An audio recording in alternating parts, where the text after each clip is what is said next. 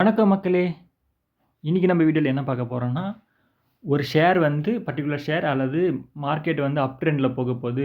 அது வந்து bullish candle அதாவது புல்லிஷ் ஆயிட்டு மேல போகப்போது அப்படின்ற மாரி ஒரு கேண்டில் வந்து கிரியேட் ஆகுதுன்னா, அது எப்படி கிரியேட் ஆகும் அப்படின்றது தான் இந்த வீடியோல பார்க்க போறோம்.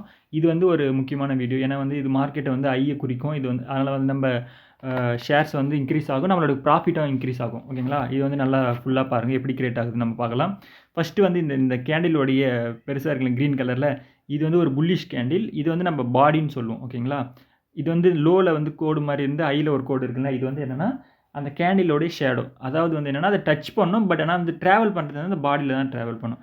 ஃபார் எக்ஸாம்பிள் எப்படின்னா, ஒரு ஷேர் வந்து ஒரு ₹100ல இருக்குன்னு வச்சுக்கங்களேன். இப்ப ஸ்டார்ட் ஆகும்போது ₹100ல ஸ்டார்ட் ஆகுதுன்னா, இந்த ஓப்பன்னு ஒரு இடம் இருக்கு இல்லைங்களா? அந்த கோட் டச் பண்ணி ஓப்பன்னு போட்டிருக்கேன் இல்லைங்களா?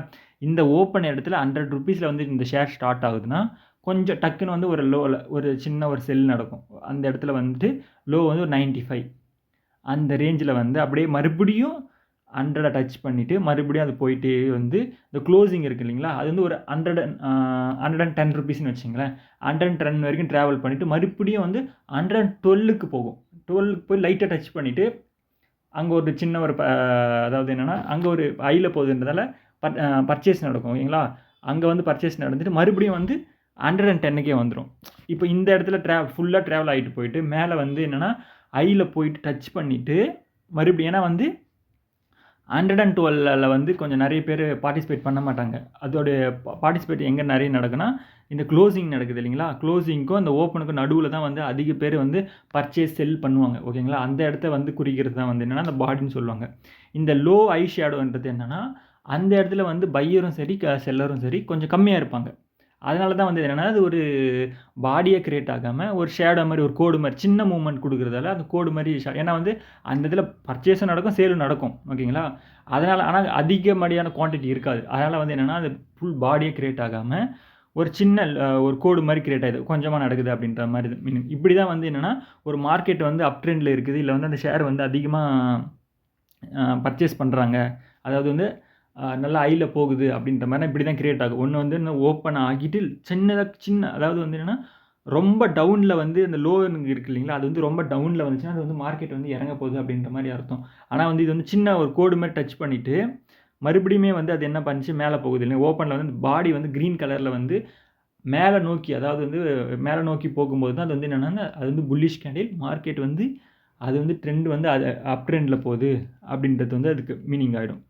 அதே மாரி அதாவது இந்த மாரி பேட்டர்ன்ல தான் வந்து வந்து ஒரு வந்து புல்லிஷ் கேண்டில் கிரியேட் ஆகும். இந்த மாரி பேட்டர்ன் வச்சு தான் நம்ம என்ன பண்ணோம், ட்ரேட் பண்ணும்போது அதாவது இன்ட்ரா டே பண்ணலாம் பண்றாங்க இல்லைங்களா? ட்ரேட் பண்ண யாரா இருந்தாலுமே வந்து இந்த மாரி வந்து பேட்டர்ன ஃபாலோ பண்ணி தான் வந்து ட்ரேட் பண்ணுவாங்க. இங்க பாருங்க நான் சொன்ன மாரியே இது வந்து ஒரு சின்ன எக்ஸாம்பிள். இப்ப நம்ம அங்க பார்த்தோம் இல்லைங்களா? இந்த இந்த கேண்டில் நம்ம மார்க் போட்டிருக்க கேண்டில் வந்து கிரீன் கேண்டில் ஆயிட்டு, அதுக்கப்புறம் ரெட் வந்திருக்கு இல்லைங்களா? ரெட்க்கு அப்புறம் ஒரு கிரீன். அதாவது வந்து நம்ம இப்ப இதுக்கு முன்னாடி ஒரு இடத்துல பார்த்தோம் இல்லைங்களா? அந்த கேண்டில் தான் அந்த சேம் பேட்டர்ன் தான் இது. இங்க வந்து இந்த கோடு வந்து கீழ டச் பண்ணிட்டு மறுபடியும் மேல போய் மேல டச் பண்ணி அந்த பாடி வந்து பெருசா இருக்கு இல்லைங்களா? அதுக்கு அடுத்து அப்படியே பாருங்க அந்த கிரீன் வந்து அப்படியே மேல போயிட்டே இருக்கு இல்லைங்களா? இது வந்து என்னன்னா, ஒரு அப் ட்ரெண்ட குறிக்கிறதுக்கான ஒரு இது. இப்ப இந்த மாரி இடத்துல நம்ம பர்ச்சேஸ் பண்ணும்போது என்ன ஆகும்னா, நம்ம ஒரு ₹100ல ஒரு ஷேர் வாங்குறோம்னா, அது ஒரு ஒரு 120 அப்படி வரைக்கும் போதுன்னு வச்சுக்கங்களேன். அப்போ வந்து என்னன்னா, அந்த ஷேர் வந்து ₹20 ஏறி இருக்கு. அப்ப வந்து நம்மளுக்கு என்னன்னா, நம்ம போட்ட அமௌண்ட் வந்து 20% ஏறும். இப்ப நம்ம ஒரு 10,000 இன்வெஸ்ட் பண்றோம்னா, அது வந்து 20%ஆ ப்ராஃபிட் குடுக்கும். அந்த கான்செப்ட்ல தான் இது வந்து என்னன்னா, இந்த இந்த கேண்டில் வந்து இப்ப இந்த பார்த்த கேண்டில் இதே சேம் கேண்டில் தான் நம்ம பார்த்தோம் இல்லைங்களா? இதே வந்து இங்க ஓப்பன் ஆயிட்டு, அப்படியே வந்து மேல போய் குளோஸ் ஆகுது இல்லைங்களா?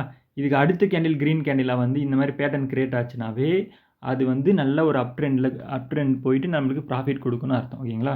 இந்த மாரி தான் வந்து ஒரு ஷேர வந்து எப்படி பார்த்து வாங்கணும், பர்ச்சேஸ் பண்ணணும்னு சொல்லிட்டு இது அதே மாரி கரெக்ட்டான டைம்ல இது வந்து இதே மாரி நம்ம எப்போ சேல் பண்ணணும் அப்படின்றது நம்ப நெக்ஸ்ட் வீடியோல பார்க்கலாம். ஓகேங்களா? Thank you.